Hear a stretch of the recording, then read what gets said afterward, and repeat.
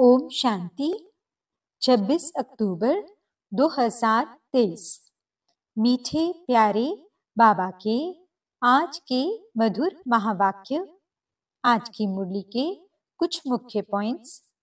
आज बाबा हमें समझाते कि हम बच्चों को नियमित पढ़ाई और योग से स्वर्ग का वर्षा मिलने वाला है, इसलिए हमें पढ़ाई में कभी थकना नहीं है। ऊंच से ऊंच पढ़ाई रोज पढ़नी और पढ़ानी है। सर्विस की नई नई युक्तियां निकालनी है। योग में रह बाबा से ताकत लेनी है। कृपा व आशीर्वाद नहीं मांगना है। हम बच्चे बहुत खुश नसीब हैं, क्योंकि इस संगम युग में बाबा हमारी बाप, शिक्षक व सद्गुरु तीनों रूपों से दिव्य पालना कर रहे हैं। तो चलिए सुनते हैं आज की बाबा की मीठी प्यारी मुरली। ओम शांति। बाबा कहते, मीठे बच्चे, अभी घोर अंधियारा, भयानक रात पूरी हो रही है। तुम्हें दिन में चलना है। यह ब्रह्मा के बेहद दिन और रात की ही कहानी है। प्रश्न, सेकंड में जीवन मुक्ति प्राप्त करने व हीरे तुल्य जीवन बनाने का आधार क्या है? उत्तर, सच्ची गीता, जो श्रीमद् भगवानुवाच है। बाप तुम्हें सम्मुख जो डायरेक्शन दे रहे हैं, यह सच्ची गीता है, जिससे तुम्हें सेकंड में जीवन मुक्ति पद की प्राप्ति होती है। तुम हीरे तुल्य बनते हो। दूसरा प्रश्न, स्वर्ग के घनेरे सुख किस पुरुषार्थ के आधार से मिलते हैं? उत्तर, रोज की पढ़ाई और योग से स्वर्ग के घनेरे सुख मिल जाएंगे, इसलिए पढ़ाई में कभी थकना नहीं। बाप टीचर बनकर पढ़ा रहे हैं, तो तुम अच्छे मार्क्स से पास होने का पुरुषार्थ करो। इसमें आशीर्वाद व कृपा की बात नहीं है। गीत, रात के राही थक मत जाना। ओम शांति। अभी यह गीत तुम बच्चों ने नहीं बनवाए हैं, यह तो फिल्म वालों ने बैठ बनवाए हैं। अर्थ तो कुछ भी समझते नहीं। हर एक बात का यथार्थ अर्थ न जानने से अनर्थ हो जाता है। गाते हैं, समझते कुछ भी नहीं है। अब तुम बच्चों को श्रीमत मिली हुई है। किसकी? भगवान की। भगवान को ही भक्त नहीं जानते, तो उन भक्तों की सद्गति कैसे हो सकती है? भक्तों का रक्षक है भगवान। रक्षा मांगते हैं, जरूर कोई दुख है, हमारी रक्षा करो।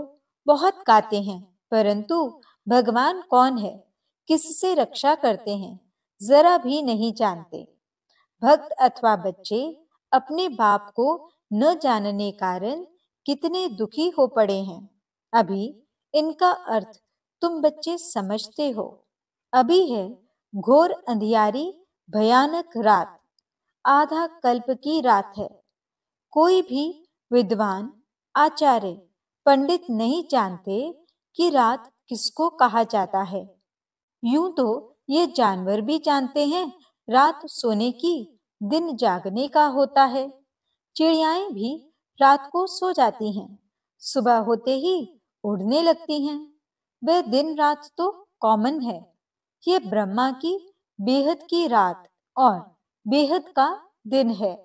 बेहद का दिन सतयुग त्रेता और रात द्वापर कलयुग। आधा आधा चाहिए ना। दिन की आयु भी 2500 वर्ष है। इस दिन रात का तो किसको पता नहीं है। अभी तुम बच्चे जानते हो कि रात पूरी होती है, अर्थात 84 जन्म पूरे होते हैं, अथवा ड्रामा का चक्र पूरा होता है, फिर दिन शुरू होता है। रात को दिन और दिन को रात बनाने वाला कौन है? ये भी कोई नहीं जानते। भगवान को ही नहीं जानते तो ये सब बातें कैसे जान सकते। मनुष्य पूजा करते हैं परंतु समझते नहीं कि ये कौन है जिसकी हम पूजा करते हैं। बाप बैठ समझाते हैं। पहली पहली मुख्य बात है गीता को खंडन करने की। कहते हैं श्रीमद् भगवत गीता, गीता का पति है भगवान, ना कि कोई मनुष्य। ब्रह्मा, विष्णु, शंकर को देवता कहा जाता है और सत्युग के मनुष्यों को देवताई गुणों वाला कहा जाता है। देवी धर्म वाले श्रेष्ठाचार्यों को देवताई गुणों वाले कहते हैं। भारत के मनुष्य श्रेष्ठाचारी थे, वही फिर आसुरी गुण वाले बन पड़े हैं। मुख्य धर्म शास्त्र 4 हैं और कोई धर्मशास्त्र है नहीं। अगर हैं तो भी बहुत छोटे छोटे मठ स्थापन किए हैं, जैसे सन्यासियों का मठ, बौद्धियों का मठ। बुद्ध ने बौद्धि धर्म स्थापन किया। वह कहेंगे हमारा फलाना धर्म शास्त्र है। अब भारतवासियों का धर्म शास्त्र है एक, सतयुगी देवी देवता धर्म का शास्त्र है एक। उनको श्रीमद् भगवत गीता कहा जाता है। गीता माता, उनका रचयिता है परमपिता परमात्मा। श्री कृष्ण की आत्मा जब 84 जन्म पूरे करती है तब फिर गीता के भगवान ज्ञान सागर परमपिता परमात्मा से सहज राजयोग और ज्ञान सीख ऊंच पद पाती है। ऐसे ऊंचते ऊंच धर्मशास्त्र को खंडन कर दिया है, जिस कारण ही भारत कौड़ी तुल्य बना है। यह भी ड्रामा में एकच भूल है जो गीता को खंडन कर दिया है। बाप अब जो सच्ची गीता सुना रहे हैं वह निकलनी चाहिए। सच्ची गीता गवर्नमेंट को छपाना चाहिए। यह है श्रीमद् भगवानुवाच। बच्चों प्रति बाप डायरेक्शन देते हैं। अच्छी रीति लिखना चाहिए शॉर्ट में। तुम जानते हो सच्ची गीता से सेकंड में जीवन मुक्ति मिल जाती है। बाप का बन बाप से वर्षा लेना है। बीज, झाड़ और ड्रामा के चक्र को समझाना है। गाते भी हैं सत्युग आदि सत है भी सत, होसी भी सत। झाड़ को जानना भी सहज है। इनका बीज ऊपर में है। यह वैरायटी धर्मों का झाड़ है। इसमें सब आ गए। बाकी छोटी छोटी टालियां तो अथाह हैं। मठ पंथ बहुत हैं। भारत का आदि सनातन देवी देवता धर्म है। वह किसने स्थापन किया? भगवान ने। कोई मनुष्य ने नहीं किया।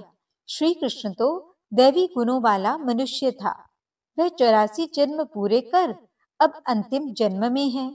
सूर्यवंशी, चंद्रवंशी, वैश्यवंशी बनते बनते कलाएं कम होती जाती हैं।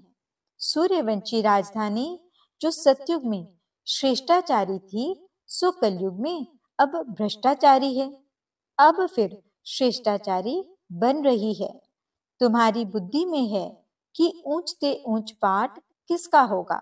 अभी तुम जान गए हो। मुख्य है ही शिवाय नमः। जो उसकी महिमा है वह ब्रह्मा, विष्णु, शंकर के लिए नहीं गा सकेंगे।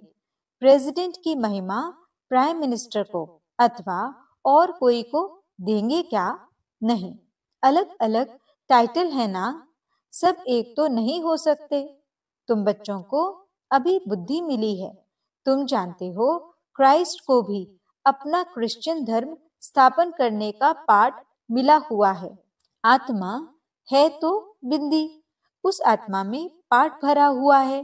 क्रिश्चियन धर्म की स्थापना कर फिर पुनर्जन्म लेते, पालना करते, सतो रजो तमो में आना है। पिछाड़ी में सारा झाड़ जड़ जड़ी भूत होना ही है। हर एक को कितना कितना समय पाठ मिला हुआ है। बुद्ध को कितना समय पालना करनी है, ये तुम जानते हो। भिन्न भिन्न नाम रूप में जन्म लेते रहते हैं। अभी बाबा तुम्हारी कितनी विशाल बुद्धि बनाते हैं, परंतु कोई तो शिव बाबा को याद भी नहीं कर सकते। बेहद का बाप बेहद स्वर्ग का वर्षा देते हैं, यह भी तुम समझा नहीं सकते। बाबा ने बहुत बार समझाया है, आत्मा में अविनाशी पाठ नूंदा हुआ है, एक शरीर छोड़ फिर दूसरा लेना है। कितनी गुह्य बातें हैं समझने की, जो स्कूल में रोज पढ़ते होंगे वही समझेंगे। कोई तो चलते चलते थक जाते हैं, गाते भी हैं, तुम माता पिता हम बालक तेरे। बाप कहते हैं, हम तुमको स्वर्ग के सुख घनेरे देने का पुरुषार्थ करा रहे हैं, तुम थक नहीं जाना। इतनी ऊंच से ऊंच पढ़ाई पढ़ना तुम छोड़ देते हो। कोई तो पढ़ाई छोड़ फिर बेकार में भी चले जाते हैं, जैसे का तैसा बन जाते हैं। चलते चलते गिर पड़ेंगे तो और क्या होगा। भल वहां सुख में है, परंतु पद में तो फर्क है ना। यहाँ सब दुखी हैं, वहां राजा प्रजा सबको सुख है। फिर भी पद तो ऊंचा लेना चाहिए ना। पढ़ाई छोड़ दी तो माता पिता कहेंगे तुम तो लायक नहीं हो। बाप से स्वर्ग का वर्षा लेते लेते कई बच्चे थक जाते हैं, चलते चलते माया वार कर देती है तो लौट जाते हैं। जो जमा किया वह फिर ना हो जाती, बाकी क्या बनेंगे। स्वर्ग में भल जाएंगे, लेकिन बिल्कुल साधारण प्रजा जाकर बनेंगे। बाप कहते हैं, हमारा बनकर फिर थक कर बैठ गए व ट्रेटर बन गए तो प्रजा में चंडाल जाकर बनेंगे। सभी चाहिए ना। स्वर्ग का मालिक बनते बनते अगर पढ़ाई को छोड़ देते तो उन जैसा महान मूर्ख दुनिया में कोई होता नहीं। लिखते भी हैं, तुम माता पिता हम बालक तेरे, तुम्हारी कृपा से स्वर्ग के बहुत सुख घनेरे मिलते हैं, कृपा करो। बाप कहेंगे, कृपा की तो बात ही नहीं, मैं टीचर हूं, पढ़ाऊंगा, पुरुषार्थ तुम करो अच्छे मार्क्स से पास होने का। बाकी मैं थोड़े ही बैठ सब पर आशीर्वाद करूंगा। तुम योग में रहो तो ताकत मिलती रहेगी। सभी थोड़े ही गद्दी पर बैठेंगे, एक दो के सिर पर बैठेंगे क्या। तो धर्म मुख्य हैं ही चार, शास्त्र भी चार हैं, उनमें मुख्य है गीता, बाकी सब उनके बच्चे हैं। वर्षा तो माता पिता से ही मिलता है। अब बाप सम्मुख समझा रहे हैं, सिर्फ गीता पढ़ने से ही थोड़े ही राजाओं का राजा बन जाएंगे। बाबा ने तो गीता पढ़ी है, परंतु उनसे होता कुछ भी नहीं है। ये सब है भक्ति मार्ग के शास्त्र। तुमको पुरुषार्थ कर 16 कला संपूर्ण बनना है। अभी तो तुम्हारे में कोई कला कोई गुण नहीं रहा है। गाते भी हैं, मुझ निर्गुण हारे में कोई गुण नहीं, आपे ही तरस परोई। हमको फिर 16 कला संपूर्ण बनाओ, जो हम थे फिर बनाओ। अब तुम जानते हो, बाप सम्मुख आकर समझा रहे हैं। एक निर्गुण संस्था भी बना दी है। निर्गुण निराकार का अर्थ भी नहीं जानते हैं। शिव का तो आकार भी है, जिसका नाम है तो जरूर चीज भी है ना। आत्मा इतनी सूक्ष्म है, उनका भी नाम है। ब्रह्म महतत्व जहाँ आत्माएं निवास करती हैं, वह भी नाम है ना। नाम रूप से न्यारी तो कोई चीज होती नहीं। भगवान को कहते नाम रूप से न्यारा, फिर उनको सर्वव्यापी कह देते हैं। ये कितनी बड़ी भूल है। मनुष्य जब इन बातों को समझे तब तो निश्चय करें। बाबा, हमने आपको जाना है, कल्प कल्प आपसे राज्य भाग्य लेते आए हैं, ऐसा निश्चय हो तब पढ़ सकते हैं। यहाँ से बाहर निकलते और भूल जाते हैं, इसलिए पहले पहले तो लिखवा लेना चाहिए। बरोबर शिव बाबा आया है राजयोग सिखलाने, लिखकर भी देते, फिर पढ़ते नहीं। ब्लड से भी लिखकर देते हैं, परंतु आज है नहीं। माया कितनी तीखी है, बाप कितना बैठ समझाते हैं। तुम्हारी विहंग मार्ग की सर्विस तब होगी जब ऐसे ऐसे पत्र लिखेंगे। तुम्हारी शक्ति सेना में भी नंबरवार हैं। कोई चीफ कमांडर है, कोई कैप्टन है, कोई मेजर्स हैं, कोई सिपाहियों के साथ बोझा उठाने वाले भी हैं। सारी सेना है। बाबा तो पुरुषार्थ कराएंगे ना। हर एक के पुरुषार्थ करने से समझ में आता है यह राजा रानी बनेंगे, वाह अच्छी साहूकार प्रजा में जाएंगे, यह साधारण प्रजा में जाएंगे, यह दास दासी बनेंगे। यह तो बिल्कुल सहज है समझने का। तो पहली मुख्य बात को उठाना है। बाबा कितनी ललकार करते हैं महारथियों को। तो विहंग मार्ग की सेवा के लिए विचार चलने चाहिए। अच्छा, मीठे मीठे सिकिलते बच्चों प्रति माता पिता बाप दादा का याद प्यार और गुड मॉर्निंग। रूहानी बाप की रूहानी बच्चों को नमस्ते। हम रूहानी बच्चों की रूहानी बाप दादा को दिल व जान सिक व प्रेम से नमस्ते नमस्ते नमस्ते जी। गुड मॉर्निंग बाबा, शुक्रिया बाबा। धारणा के लिए मुख्य सार। पहला पॉइंट, पढ़ाई में थकना नहीं है। ऊंच से ऊंच पढ़ाई रोज पढ़नी और पढ़ानी है। दूसरा पॉइंट, विहंग मार्ग की सर्विस करने की युक्तियां निकालनी है। योग में रह बाप से ताकत लेनी है। कृपा आशीर्वाद मांगनी नहीं है। वरदान, वरदानों की दिव्य पालना द्वारा सहज और श्रेष्ठ जीवन का अनुभव करने वाले सदा खुश नसीब भव। बाप दादा संगम युग पर सभी बच्चों की 3 संबंधों से पालना करते हैं। बाप के संबंध से वर्षे की स्मृति द्वारा पालना, शिक्षक के संबंध से पढ़ाई की पालना और सतगुरु के संबंध से वरदानों के अनुभूति की पालना एक ही समय पर सबको मिल रही है। इसी दिव्य पालना द्वारा सहज और श्रेष्ठ जीवन का अनुभव करते रहो। मेहनत और मुश्किल शब्द भी समाप्त हो जाए, तब कहेंगे खुश नसीब। स्लोगन, बाप के साथ साथ सर्व आत्माओं के स्नेही बनना ही सच्ची सद्भावना है। अच्छा, ओम शांति।